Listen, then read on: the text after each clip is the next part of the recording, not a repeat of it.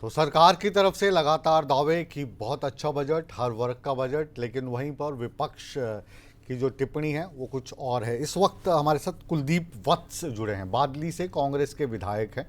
बहुत बहुत स्वागत है कुलदीप जी आपका। आप इस धन्यवाद बजट सर। को कैसे देखते हैं? धन्यवाद। एक तो आपका देखिए, पहली बात तो ये आंकड़ों का खेल है। जी। और मैं तो दो चीज कहना चाहूंगा, अच्छी शिक्षा, अच्छी हेल्थ। जिस देश और प्रदेश में अच्छी होती है तो उससे देश और प्रदेश दोनों आगे बढ़ते हैं। जी। और इस बजट में ना तो कोई हेल्थ के प्रति कोई अच्छा हॉस्पिटल्स या कोई एम्स जैसे कोई भी प्रोजेक्ट।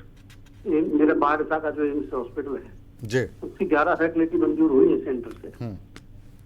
आज तक एक फैसिलिटी चालू हुई है। जो कोविड से इन्होंने कोई सबक नहीं लिया कि हम अपने लोगों को अच्छी हेल्थ, अच्छी वो दे सके। तो ये मैं इस बजट में कुलदीप जी, एक सवाल मैं जी। पूछना चाहूँगा, क्योंकि मैं काफ़ी सालों से हम यही काम कर रहे हैं पत्रकारिता का।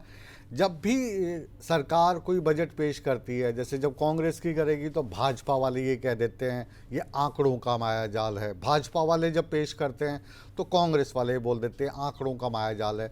बजट में आंकड़ों के अलावा क्या होता क्या है, ये मुझे थोड़ा सा आप समझाइए, क्योंकि बजट में होंगे तो आंकड़े ही, तो इसको मायाजाल आप क्यों कह रहे हैं? मैं इसको समझने की कोशिश करूंगा अपनी आम जनता के लिए, आपकी बादली की जनता के लिए, कि इसमें हम तर्क क्या दे रहे हैं कि आंकड़ों का मायाजाल है। देखिए, मैं दो तीन चीजें आपके बीच में कहना चाहता जी। हूँ। इस बजट में पहले तो ये देखिए, देश के प्रत्येक व्यक्ति पे कर्ज कितना बढ़ा है। मुख्यमंत्री जी कह रहे थे कि मैं थोड़ी टाइम बैठ पाया क्योंकि हमारे एक अधिवेशन है रायपुर, हम वहां जाने के लिए एयरपोर्ट है अभी, तो मैं ढंग से अच्छे से नहीं सुन पाया। पर एक तो प्रत्येक व्यक्ति पे कर्ज कितना बढ़ा इस पिछले बजट के और इस बजट के हिसाब से। दूसरा, मुख्यमंत्री जी ने पहले वादा किया था कि हम हेल्थ में अच्छे हॉस्पिटल्स के, अच्छे एजुकेशन के हम उसको प्रॉपर तरीके से करेंगे। कोई न कोई, जैसे हमारा उन्होंने मनेठी का एम्स की बात करते हैं, आज तक एक इतनी मनेठी शुरू हुई है। आप बाढ़सा के अंदर आप ये एम्स, जो एम्स हॉस्पिटल है, एक फैसिलिटी अभी चालू है जिसकी 11 फैसिलिटी मंजूर थी। हमने मुख्यमंत्री को, मैंने सुझाव भी लिखा था कि आप इस बजट में इसको ऐड करो। तो इसमें इन्होंने कोई इसमें अभी तक इसमें कुछ नहीं। दूसरा, आप एक चीज देखिए, हरियाणा के जो सड़क है उनकी हालत देखिए क्या हालत है। आप पैदल आदमी नहीं निकल सकता। मैं ठीक है, मैं मानता हूँ नितिन गडकरी जी और सेंटर में दो तीन जो अच्छे रास्ते निकाले हैं तो उनका आदमी ने स्वागत भी करना चाहिए। कभी झूठ 24 घंटे झूठ ही नहीं चलती कि झूठ है, सच्चाई को सच्चा हम कबूल भी करते हैं। अभी आपसे पहले अभी संपत सिंह जी जुड़े थे, क्योंकि संपत सिंह जी भी बहुत अच्छे नेता मेरे को लगते हैं। अगर नितिन गडकरी जी मुझे भाजपा के पसंद हैं तो संपत सिंह भी मुझे बहुत पसंद है, क्योंकि लॉजिक के साथ बातें करते हैं। तो उन्होंने भी ये मानना, कहते नहीं जो बड़ी वाली सड़कें हैं वो तो ठीक हैं, लेकिन पंचायत वाली और गांव वाली उस पर काम करने की ज़रूरत है। यही तर्क आपका भी है, कुछ ऐसी बात है? सर देखिए, जो गांव के जो नेशनल हाईवे हैं और जो अपने स्टेट हाईवे है, क्या हम स्टेट हाईवे एक भी गिनाएंगे कि हमने अपने 4 साल ये टाइम निकल का 3 साल और 5 साल पहले की स्टेट हाईवे में हमने इन्हें क्या किया? एक भी गिनवाइए कि हमने स्टेट हाईवे वो किए हैं। दूसरा, आप मुकेश जी, आप आएंगे हरियाणा के किसी जिले में आप जाओ जी, छोड़ दिएगी क्या, किसी इलाके में आप जाओगे और आप शुरू करोगे कि स्टेट हाईवे की हालत क्या है। जैसे तो मैं आपको एक रोड बताता हूँ, दिल्ली से शुरू होते हैं झज्जर, बादशाह होके झज्जर जाता है, बादली होके, ठीक है, आप उस रोड पे पैदल नहीं चल सकते। गुड़गांव एनसीआर को जोड़ता है, गुड़गांव से आप बादली की तरफ आओगे, उस रोड की हालत देखो। गुड़गांव से आप रूपनगर जाओगे, उसकी हालत देखो। रूपनगर गुड़गांव दिल्ली से सॉरी बहादुरगढ़ की तरफ जाओगे, बहादुरगढ़ से आप झज्जर की तरफ जाओगे, उस रोड की हालत देखिए। तो कारण क्या है, जो सड़कें हैं, सड़कों का जाल ये नहीं बिछा पा रहे। दूसरा, आज एजुकेशन की जो बात थी, देखिए मैं बड़ी ये धरातल की बात कर रहा हूँ। जब तक मेरे देश का युवा अगर शिक्षित नहीं होगा तो मेरा देश और मेरा प्रदेश दोनों विकसित नहीं हो सकते। अगर युवाओं के बारे में कोई भी, आप ये प्राइवेटाइजेशन की तरफ जा रहे हैं, हर चीज पे क्या गरीब परिवार का बच्चा, किसी ने एमबीबीएस करनी है, बीएमएस करनी है, किसी ने इंजीनियरिंग करनी है, क्यों नहीं उनकी तरफ फोकस किया जा रहा? मैं मानता हूँ मेरा ब्योंत आपका ब्योंत या किसी और का, वो अपने बच्चे को बाहर भेज देगा, पर उसके बारे में ये क्या सोच रहे हैं। तीसरा तीसरा जो मेरा इनसे एक सवाल है, ये बार बार एक बात कह रहे थे कि हमने किसान की आय दुगनी कर दी। आज मैं पूछना चाहता हूँ, मैं पिछले लगातार 3 साल से किसान को मारा जा रहा है। बारिश की मार पड़ रही है, कभी जाड़े की मार पड़ रही है। किसान के मुआवजे की जो बात करते बजट में भी इन्होंने की है, और किसान से आप जाके ये पूछिए कि किसान की आय दुगनी हुई या आय घटी। किसान आज सल्फास खाने को मजबूर हो रहा है। लेकिन ये वाली बात मेरी कई बार धनखड़ साहब से हुई है, बहुत सारे इंटरव्यूज भी किए हैं। जी जी, तो वो जी, तो जी, जैसे जी, जब कृषि मंत्री थे, अभी हालांकि वो कृषि मंत्री नहीं रहे, अब वो भाजपा के अध्यक्ष हो गए हैं, तो वो तो कहते हैं जी किसानों को जब नुकसान होता है और उसके बाद जब हम उनको चेक देते हैं, तो चेक देने से पहले ही मेरा मन किसान से पहले करने लग जाता है कि इस चेक पे जो राशि लिखी गई है तो मैं तो नाचूं, मोर बन के नाचूं। तो इतना कुछ तो दे रहे हैं, आप कह रहे किसानों को दे नहीं रहे। जी बिल्कुल बिल्कुल बिल्कुल, जब तो किसानों ने नचा दिया है ना। कहाँ मुकेश नचाया? जी, किसानों ने तभी तो नचा दिया ना। उनका मन करता था, मैं भी उनकी बाइट सुनता था, स्टेटमेंट सुनता था, मन करता था, किसानों ने नचा दिया। मैं आज उनकी मैं और धनखड़ साहब एक ही कॉन्स्टिट्यूंसी से हैं, तो मैं धनखड़ साहब से एक बात आप पूछना याद करके, आप कभी बात होंगी कि धनखड़ साहब 16,500 परिवार, 16,500 एकड़ जमीन, सॉरी परिवार कह गया, 16,500 एकड़ जमीन आपके किसान बादली हलके के पिछले 3 साल से लगातार मार झेल रहे हैं, और उन किसानों को पिछले 3 साल से कितना मुआवजा आप दिला पाए। और धनखड़ साहब से ये भी पूछना कि आपके इलाके में एक किसान मॉडल संस्कृत स्कूल खुला था सुबाना के अंदर, हमने उसकी आधी बिल्डिंग पड़ी है जी। आज वो बिल्डिंग को 3 साल इनके राज ये गए, 5 साल वो 8 साल में धनखड़ साहब ने रोकने का काम किया। वो उसके इलाके की बात कर रहा हूँ। तो आपकी मुलाकात तो अक्सर होती रहती है। नहीं, मैं तो पूछता हूँ। अच्छा, तो क्या कहते हैं धनखड़ साहब? अब तो इतने बड़े नेता बन गए हैं, प्रदेश पार्टी के अध्यक्ष हैं, सीधे संपर्क प्रधानमंत्री जी से हैं, नड्डा जी से हैं, मुख्यमंत्री से हैं। तो आपके इलाके की छोटी सी समस्या के धनखड़ साहब हल नहीं करवा पाते? क्या बात कर रहे हैं? मुकेश जी, मैं आपसे रिक्वेस्ट करूंगा। हाँ। आप मेरे बड़े भाइयों, आप बहुत सीनियर जर्नलिस्ट हो, आपके मैंने आप लोगों से बहुत सीखा जी। अगर मेरी बात आपको कहीं झूठ लगे तो जो मेरा भाई मेरे को जुर्माना देगा, जो नहीं, हम तो बस ये कह रहे हैं, आप पड़ोसी हो ना एक दूसरे के। जी नहीं, हाँ। मैं आपको एक खुली एक छूट दे रहा हूँ। हाँ। मैं जो मेरा भाई मेरे को सजा देगा, मुझसे मंजूर है। जी, आप बादली हल्के के सड़क उनकी हालात देखिए।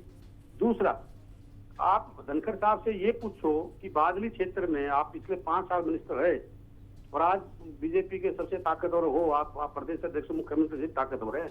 आज बादली हल्के में इन्होंने, मैं कहता हूं, मैं उनका धन्यवाद किया था, बादली को सब डिवीजन बनाने का काम किया था। 5 साल में धनखड़ साहब ने एक ईंट बादली हल्के की सब डिवीजन के लिए नहीं लगाई। 4 हमारे हॉस्पिटल थे, 50 बेड का हॉस्पिटल की घोषणा करवाई दिल्ली में, धनखड़ साहब ने एक ईंट अगर आज बादली के हॉस्पिटल में लगाई हो, पाटौदा के इसके स्वयं के गांव ढाकला में हॉस्पिटल में एक ईंट लगाई हो, माचरोली की। दूसरा, 2 हमारे पुलिस स्टेशन घोषित हुए थे धनखड़ साहब के टाइम में, बादली का और माचरोली का। अगर आज तक एक ईंट लगवाई हो तो पूछ लो। बादली टू झज्जर रोड पे आप चले जाओ, आप देख लेंगे हालत क्या है। मतलब ये झूठी बातें, लेकिन ये वाली बातें, ये जो बातें हैं कुलदीप वत्स जी, ये मुझे तो पता नहीं थी, लेकिन अब तो वो इतने बड़े नेता हैं, हरियाणा के भाजपा के अध्यक्ष हैं, विश्व की सबसे बड़ी पार्टी है, उसमें हरियाणा के अध्यक्ष, मतलब 2-4 ईंटें जो आप बोल रहे नहीं लगा पा रहे, ऐसा तो मैं आपकी बात पे मुझे तो यकीन नहीं हो रहा है। तो जनता ही पता नहीं अब आप सच बोल रहे हैं, झूठ बोल रहे हैं, मुझे यकीन नहीं है। मैं तो धनखड़ साहब से ये वाली बात पूछ के रहूंगा जब मिलूंगा। सर मैं देखिए, धनखड़ साहब और मेरे ही कहने से कुछ नहीं होगा। आप बादली की जनता के, आपके टीवी के चैनल के सर्वे को भिजवाओ और आप उनसे पता करो कि बादली हल्के के किसानों को कितना मुआवजा मिला, कितनी सड़कें टूटी पड़ी है। पिछले धनखड़ साहब की हटकर्मी से मैंने टेंडर छुटवाया, झज्जर टू बादली टू ढांचा बॉर्डर, वो इन्होंने कैंसिल कराया, आज दोबारा फिर छुटवाया। अब मैं कल डिप्टी सीएम से मैंने विधानसभा कुछ अभी क्या हो रहा, कहेंगे जी आप सब जानते हो। तो सब जानते हो क्या मतलब? धनखड़ साहब को इस इलाके ने इलेक्शन में हरा दिया तो धनखड़ साहब उनका खून निचोड़ेंगे या उनका कोई मतलब उनका बल निकालेंगे? थोड़ा सा मेरे को आज आप विस्तार से समझाना, आज आप ये जो जाके देखो, जो आप जो ये जैसे आखिरी, बादली टू बादल एक मिनट रोड कुलदीप जी जल्दबाजी नहीं करते, अपने पास अच्छा समय, आराम से बात करते हैं। आपकी और मेरी बात पहली बार ही हो रही है आज, है ना।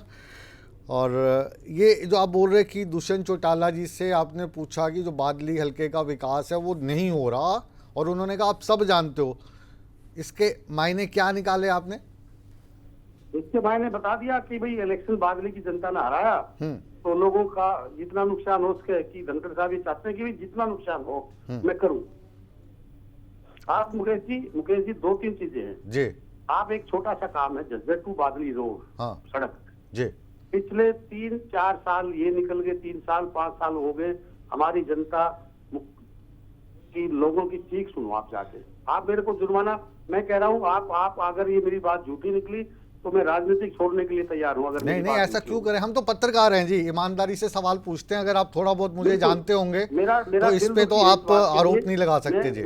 मैं आज आपको एक चीज और कह रहा हूँ, जी जी मेरा दिल दुखी है इस बात के लिए कि आज बादली की जनता के साथ ये इतने बड़े अत्याचार कर रहे हैं। बादली टू बुपनिया वाला रोड है, बादली टू बादलगिर का रोड है, मिनी सेक्रेटरीट का जो इन्होंने घोषणा की, मैंने संघर्ष करके उसको चालू कराया, जी। उसको भी रुकवाने का फिर दोबारा काम किया जा रहा है। सुबाना के मॉडल संस्कृति स्कूल आदरणीय चौधरी भूपेंद्र सिंह हुड्डा और भाई दीपेंद्र हुड्डा जी ने इसका जो आधारशिला रखे हैं, उसका 60% काम पूरा हुआ पड़ा, 40% काम बाकी था जो जर्जर हालात में पड़ी है सुबाना के किसान संस्कृति मॉडल स्कूल के। आप जाके देखो ये चीज, जी बाईपास था सुबाना का। तो कोई ये कोई बदला बदली की राजनीति करने से कोई अच्छा थोड़ी होगा। 3 साल से मेरा किसान भाई मरा पड़ा है, 3 साल से मुआवजा, आप जाके पूछो किसान भाइयों से कि आप लोग आपको कितना मुआवजा मिला। इनका आप ये तो सारे मिल सकता के है। सारे आरोप धनखड़ साहब पे इसलिए तो नहीं लगा रहे क्योंकि आप उनके डायरेक्ट राजनीतिक विरोधी हैं? देखिए सर, ये पब्लिक है, ये सब जानती है। जी अगर सर मेरी बात में कहीं झूठ होगी तो मुझे पब्लिक सबक सिखाएगी। मुझे कोई मेरी बात में गलत होगी तो मुझे, और आप भी बड़े भाई हो हमारे, आप जो सजा दोगे हमें मंजूर है। नहीं नहीं, अगर हम तो सजा देने वाले कौन होते हैं, हम तो छोटे से नहीं, पत्रकार हैं। देखिए मैं एक चीज जरूर कहता हूँ, ये हाँ। देश की जनता सुन रही है आपके इस चैनल से जी कि एक विधायक हूँ मैं, जिम्मेवारी लोगों के जनप्रतिनिधि के नाते मैं आपसे कोई बात कह रहा जी। हूँ तो मैं सच्चाई से कह रहा हूँ। आज मेरा किसान मरा पड़ा, मेरा बीपीएल परिवार मरे पड़े, आप मैंने विधानसभा में उठाया, जो बीपीएल के नाम से, पीपीपी के नाम से इतना बड़ा खेला हो रहा है। आज पूरी प्रदेश की जनता परेशान है। मेरे बादली हल्के के हजारों, 10,000 15,000 लोग हैं जिनके मैंने मुख्यमंत्री जी को पेश किया। मुख्यमंत्री जी ने कुछ माना, कुछ गलत हुआ, कुछ हो गए खेल के, और मैं मुख्यमंत्री जी को 10-15 हजार जो मेरे पास पड़े मैं सारे भिजवाऊंगा। जी। तो है मुकेश जी, हकीकत में चलिए, अगर मुख्यमंत्री जी तक आपकी बात मुझे लगता है कि हमारे चैनल के माध्यम से भी पहुंच रही होगी, और इसको और अच्छे से पहुंचाने की कोशिश करेंगे, और जल्द आपसे 1-to-1 मुलाकात भी होगी, फिर आमने सामने बैठकर आपसे और बात होगी। फिलहाल आज जो बजट का दिन है, आपने साफ गोई से अपनी बात रखी, अपने इलाके की बात रखी, और जो इलाके में समस्या आ रही है दूसरे पार्टी का विधायक होने के कारण वो बात रखी। आधा मिनट और लूंगा मुकेश जी। जी जी मुकेश जी जी जी। आधा मिनट लूंगा। जी। आप इस बजट में पूरा इस बजट को खोल के देखो, जिला झज्जर के लिए क्या दिया इस बजट में। अच्छा बादली की छोड़ दो, जिला झज्जर के लिए बता देंगे ये दिया है। अच्छा, तो उसमें भी यही खेल है। आप चेक करो सर। हाँ। सर आप चेक करो प्लीज। ठीक। आप चेक करो। हाँ, नहीं, मैं देखिए, अभी इतनी डिटेल में आज नहीं जा एक पाया नारा हूँ। देते हैं, भारत माता की जय, गौ माता की जय। हाँ। ये सुना 400 करोड़ रुपए दिए हैं। हाँ। पर मुझे दुख है, मैं हिंदुत्व की बात करने वाले लोग, मैं खुद एक हिंदू और ब्राह्मण जाति से हूँ, मैं भगवान को भी मानता हूँ, और आदमी कर्म से, ब्राह्मण कर्म से नीच होता, जात किसी की नहीं होती है। हाँ। पर मुझे दुख होता है कि मेरी गौ माता हाँ। रोड के ऊपर कूड़ा खा रही है। तो वो बढ़ाया है ना, पेट भरी है सर्दी में। बढ़ाया है ना कुलदीप जी, बढ़ाया है ना, इस बात के लिए बढ़ाया है ना। देखो, 40 करोड़ का बजट था गौ माता के लिए, 40 करोड़ का बजट था गौ माता के लिए, खट्टर साहब ने सीधा 400 करोड़ का कर दिया, और क्या करें। कर दिया 400 करोड़। मैं कहता हूँ, मैं स्वागत करूंगा इसको, अगर वो 4,000 करोड़ भी कर देते मैं स्वागत करता हूँ इस बात के लिए। हाँ। पर 400 करोड़ किया है सर। सर मुझे मैं आपके चैनल के माध्यम से खट्टर साहब से रिक्वेस्ट करता हूँ, ये 400 करोड़ तो कम से कम आप जल्द से जल्द गौ माता के उसकी सेवा के लिए लगाए सर। रोडों के ऊपर गौ माता आज भूखे पेट, उनको कुछ मिलता नहीं, गौशाला में उनको लेते नहीं। आज गौ माता के नाम से जो ये बोर्ड बटोरते थे, आज गौ माता की आप हालत जो आज देखोगे, जैसे मतलब मैं ये बड़ा दिल को ठेस लगती है कि भाई मतलब जब हमारी गौ माता का नारा देते हैं, गौ माता रोडों पे कोई भूख से मर रही है, कोई सर्दी से मर रही है, तो ये कुछ न कुछ मैं स्वागत करूंगा अगर ये कोई इसमें को काम करेंगे तो। जी बिल्कुल, और ये अच्छी बात है कि गौ माता के लिए 40 करोड़ से बढ़ाकर बजट 400 करोड़ का कर दिया है। इससे हिंदू धर्म में आस्था रखने वाले लोगों को तो खुशी होगी, लेकिन गौ माता या गौवंश जिस तरीके से आवारा सड़कों पे घूमता है उसमें एक्सीडेंट भी बहुत ज़्यादा होते थे, तो उसमें भी कमी आएगी। इसका ये पहलू भी आप एक तरीके से देख सकते हैं कि बहुत ज़रूरी है। और कुलदीप जी, आप हमारे साथ जुड़े, सूर्य समाचार पर आपने हमारे साथ अपने विचार साझा किए, हम तहे दिल से आपका शुक्रिया अदा करते हैं।